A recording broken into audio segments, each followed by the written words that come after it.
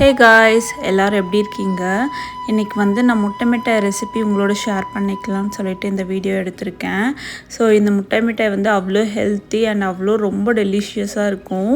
நீங்கள் குழந்தைங்களுக்கு கூட வந்து இது கொடுக்கலாம். இது வந்து பெரியவங்கலேருந்து சின்னவங்க வரைக்கும் எல்லோரும் சாப்பிடலாம். ஹெல்த்தியான ரெசிபியும் கூட.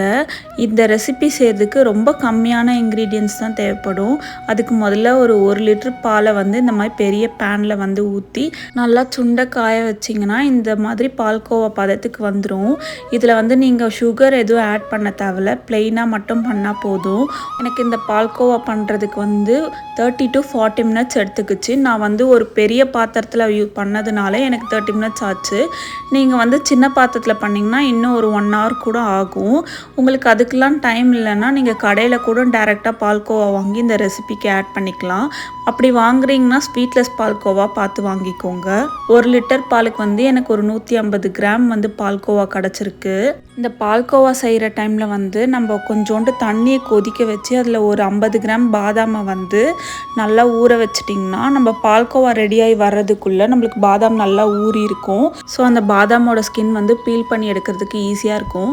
அப்படி இல்லைன்னா நீங்கள் ஓவர் நைட் கூட வந்து பாதாமை ஊற வச்சுட்டு நீங்கள் எப்போ வந்து முட்டை மிட்டாய் செய்கிறீங்களோ அப்போ ஸ்கின் கூட பீல் பண்ணி எடுத்துக்கலாம். நான் வந்து பாதாம் ஊற வைக்கிறதுக்கு மறந்துட்டேன். அதனால் வந்து பால்கோவா செய்கிற டைம்லேயே வந்து தண்ணி சுட வச்சு அதில் வந்து பாதாம் போட்டு ஊற வச்சுட்டு இப்போ நான் வந்து தோலை ஃபுல்லாக உரிச்சு எடுத்துக்கிறேன். நீங்கள் வந்து நைட்டே பாதாம் ஊற வச்சுருந்தீங்கன்னா அது நல்லா ஊறி இருக்கும். ஸோ அரைக்கும் போது நல்லா ஈஸியாக அரைப்படும். நான் வந்து இன்ஸ்டண்ட்டாக இது பண்ணதுனால எனக்கு வந்து அரைக்கும் போது கொஞ்சம் குறைப்பாக தான் அரைப்பட்டுச்சு. அந்த டைமில் நீங்கள் வந்து கொஞ்சம் பாலோ இல்லை தண்ணியோ கூட ஆட் பண்ணி இந்த மாதிரி நல்லா ஒரு சாஃப்டான ஒரு கன்சிஸ்டன்சிக்கு அரைச்சி எடுத்துக்கோங்க. நீங்கள் எடுத்ததும் நிறைய பாலோ தண்ணியோ ஊற்றிடாதீங்க.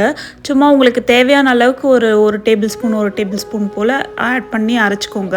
நான் வந்து ஒரு 2லேருந்து 3 டேபிள் ஸ்பூன் மில்க் வந்து ஆட் பண்ணி நல்லா ஒரு சாஃப்டான பேஸ்ட்டை அரைச்சி எடுத்துக்கிட்டேன். இப்போ நான் அரைச்சி வச்சுருக்க பாதாம் பேஸ்ட் கூட இந்த பால்கோவாவையும் ஆட் பண்ணி நல்லா சாஃப்டாக அரைச்சிக்கிறேன். பிகாஸ் வந்து கொஞ்சம் பால்கோவா திரியாக இருக்கும். நம்ம மிக்சியில் லைட்டாக அரைச்சிக்கிட்டோன்னா அதுவும் நல்லா சாஃப்டாக வந்துடும். அது கூட பாலோ தண்ணியோ எதுவுமே ஆட் பண்ணாமல் ஆல்ரெடி அரைச்சி வச்சுருந்த பாதாம் பேஸ்ட்டு கூட நீங்கள் அப்படியே ப்ளெயினாக இதை ஆட் பண்ணி இந்த அளவுக்கு சாஃப்டாக அரைச்சி எடுத்துக்கோங்க. உங்கள்கிட்ட ஏலக்காய் பவுடர் இருந்துச்சுன்னா நீங்கள் ஒரு 1/2 டீஸ்பூன் எடுத்துக்கலாம். அப்படி இல்லைன்னா வந்து ஒரு 6 ஏலக்காய் எடுத்து அதை லைட்டாக தட்டி அதில் இருக்க தோலெல்லாம் நீக்கிட்டு உள்ளே இருக்க சீடை மட்டும் நல்லா பொடி பண்ணி எடுத்திங்கன்னா கரெக்டாக ஒரு 1/2 டீஸ்பூன் போல் வரும். இப்போது இதுக்கு தேவையான பொருட்கள்லாம் என்னென்னு சொல்கிறேன். நம்ம ஆல்ரெடி ரெடி பண்ணி வச்சுருக்க பாதாம் அண்ட் வந்து பால்கோவா பேஸ்ட்டு, அதுக்கப்புறம் வந்து ஒரு 6 முட்டை, 200 கிராம் சர்க்கரை, 50 கிராம் நெய், 1/2 ஸ்பூன் ஏலக்காய் பவுடர். இவ்வளோ தான் நம்மளுக்கு வந்து முட்டை மிட்டாய்க்கு தேவையான இன்க்ரீடியன்ட்ஸ். இப்போ பார்த்தீங்கன்னா நான் எந்த பேனில் வந்து பால்கோவா பண்ணனோ அதே பேனில் தான் இந்த இன்க்ரீடியன்ட்ஸ்லாம் ஆட் பண்ணி மிக்ஸ் பண்ண போகிறேன். இதனால் வந்து உங்களுக்கு டேஸ்ட்டில் வந்து எந்த டிஃப்ரென்ஸும் வரப்போகிறது இல்லை. இப்போது பாதாமையும் நம்ம பால்கோவாவையும் அரைச்சி வச்சுருந்த அந்த பேஸ்ட்டை வந்து அந்த பேனில் ஆட் பண்ணிக்கலாம். மிக்ஸி ஜாரில் ரிமைனிங் பேஸ்ட் ஏதாவது இருக்குன்னா கையோ இல்லை ஸ்பூனோ யூஸ் பண்ணி க்ளீனாக எடுத்து ஆட் பண்ணிக்கோங்க.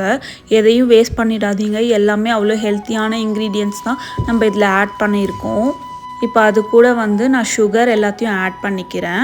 அண்ட் தென் வந்து ஏலக்காய் பொடி, அதுக்கப்புறம் வந்து நம்ம எடுத்து வச்சுருக்க கீயும் ஆட் பண்ணிக்கலாம். ஃபஸ்ட்டு இந்த இன்க்ரீடியன்ட்ஸ் எல்லாம் நல்லா மிக்ஸ் பண்ணிக்கலாம். ஸோ அதுக்கப்புறம் நம்ம வந்து எக் ஆட் பண்ணும் போது நம்மளுக்கு கொஞ்சம் இன்னுமே ஈஸியாக இருக்கும். நல்லா க்ளீனாக இந்த மாதிரி நல்லா மிக்ஸ் பண்ணி எடுத்துக்கோங்க.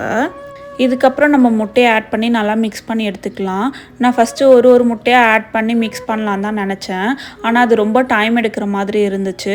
அதனால் ரிமைனிங் இருக்க முட்டையை எல்லாத்தையுமே ஒரே டைமில் ஆட் பண்ணி நல்லா மிக்ஸ் பண்ணி எடுத்துக்கிறேன். உங்களுக்கு வேணும்னா நீங்கள் ஒரு முட்டையாக கூட ஆட் பண்ணி மிக்ஸ் பண்ணிக்கலாம். நான் இப்போ வந்து எல்லாத்தையுமே ஒரே டைமில் மிக்ஸ் பண்ணிக்கிறேன். அண்ட் தென் உங்களுக்கு விஸ்க்கு தான் கம்ஃபர்டபுளாக இருக்குன்னா விஸ்க்கு நீங்கள் யூஸ் பண்ணிக்கலாம், இல்லை கரண்டி கூட யூஸ் பண்ணிக்கலாம். இப்போ பார்த்தீங்கன்னா நல்லா தண்ணியாக இருக்குது பேட்ரு. இந்த கன்சிஸ்டன்சிக்கு தான் இருக்கும். நான் இன்க்ரீடியன்ட்ஸ்லாம் மிக்ஸ் பண்ணி வச்சதுக்கப்புறமா இப்போ நான் ஒரு 8 இன்ச் பேக்கிங் பேன் எடுத்துக்கிறேன். உங்களுக்கு வேணும்னா இதை விட பெருசாகவும் எடுத்துக்கலாம், பட் ரொம்ப பெருசாக எடுத்துடாதீங்க. அண்ட் தென் இதை விட சின்னதாகவும் எடுத்துடாதீங்க. உங்களுக்கு பேக் ஆகிற டைம் வந்து ரொம்ப லேட் ஆகும், அதுக்குள்ளே உங்களுக்கு அடி பிடிக்கிறதுக்கான சான்சஸ் இருக்குது. இப்போ பார்த்தீங்கன்னா நான் பேனில் ஒரு 1/2 டீஸ்பூன் போல் கீ ஆட் பண்ணி ஃபுல்லாக அப்ளை பண்ணி வச்சுக்கிறேன். இப்போ நான் அவனை வந்து ப்ரீஹீட் பண்ணுறதுக்கு ஆன் பண்ணி வச்சுட்டேன். இப்போ நம்ம ஆல்ரெடி மிக்ஸ் பண்ணி வச்சுருந்த அந்த இன்க்ரீடியன்ட்ஸ் எல்லாம் அடுப்பில் வந்து மீடியம் ஹீட்டில் வச்சு ஸ்லோவாக ஹீட் பண்ணணும். கைவிடாமல் கிளறிட்டே இருங்க. இந்த மாதிரி வந்து கட்டி கட்டியாக வரும். ஸோ அதெல்லாம் ஒன்றும் பிரச்சனை இல்லை. நீங்கள் கைவிடாமல் கிளறிட்டே இருந்தீங்கன்னா கொஞ்சம் திக்காக ஒரு கேக் பேட்டர் அளவுக்கு அந்த கன்சிஸ்டன்சி வரும். நான் வந்து ஒரு 5 to 6 மினிட்ஸ் வந்து கலர்னேன். மீடியம் ஹீட்டில் வச்சு பண்ணுங்கள், ஹை ஹீட்டில் வச்சு பண்ணிடாதீங்க, அடி பிடிச்சிரும். ரொம்ப குயிக்காக வந்து கட்டி ஆகிடும், ரொம்ப திக்காகவும் ஆகிடக்கூடாது. இந்த கன்சிஸ்டன்சிக்கு இருக்கணும். அதுக்கப்புறம் முட்டை மிட்டாய்க்கு கார்னிஷிங்க்கு நான் ஒரு 10 போல் பாதாம் எடுத்து லைட்டாக தட்டி எடுத்துக்கிறேன். உங்களுக்கு வேணும்னா நீங்கள் முழுசாக கூட போட்டுக்கலாம், உங்களுக்கு வேணான்னா நீங்கள் இந்த ஸ்டெப்பை ஸ்கிப் பண்ணிக்கலாம். இப்போ நம்ம ரெடி பண்ணி வச்சுருந்த அந்த பேக்கிங் பேனில் நம்ம முட்டை மிட்டாய் பேட்டரை ஊற்றி அது மேலே வந்து பாதாமை வந்து கார்னிஷிங்க்கு போட்டுக்கலாம். இப்போ பாருங்கள், நான் ஃபுட் கலரோ எதுவுமே ஆட் பண்ணல. பேக் பண்ணுறதுக்கு முன்னாடியே எவ்வளோ அப்பிடைசிங்காக இருக்குது. ஸோ நான் வந்து இப்போ அவனை வந்து ப்ரீஹீட் பண்ணிட்டேன். அதில் வந்து ஒரு 320 டிகிரி ஃபாரன்ஹீட்டுக்கு வந்து 1 மணி நேரம் வந்து நான் பேக் பண்ணி எடுத்திருக்கேன். எனக்கு கரெக்டாக 1 ஹவரில் பேக் ஆகிடுச்சு. ஆனால் நான் ஒரு எக்ஸ்ட்ரா 5 மினிட்ஸ் வச்சேன், பிகாஸ் அந்த மேலே வந்து அந்த ப்ரௌன் கலர் வரணுன்றதுக்காக. என்னுடைய அவனுக்கு வந்து 1 ஹவர் எடுத்துக்கிச்சு. உங்கள் அவனுக்கு வந்து எவ்வளோ நேரம் எடுக்குன்றதுக்கு ஏற்ற மாதிரி டைம் செட் பண்ணிக்கோங்க. முட்டை மிட்டாயோட கலர் இந்த அளவுக்கு வந்ததும் நீங்கள் அவனை ஆஃப் பண்ணிடலாம். நான் வந்து முட்டை மிட்டாய் மேலே ஒரு டீஸ்பூன் போல் கீ ஆட் பண்ணி அப்ளை பண்ணிக்கிறேன். ஸோ மேலே இருக்க டெக்ஸ்சர் வந்து ட்ரை ஆகாமல் இருக்க.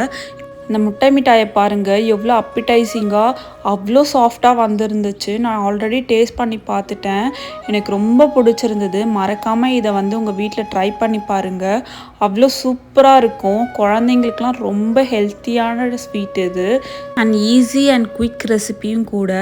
மறக்காமல் ட்ரை பண்ணி பார்த்துட்டு கமெண்ட்ஸில் எப்படி இருந்துச்சுன்னு சொல்லுங்கள். See you next video. Bye bye.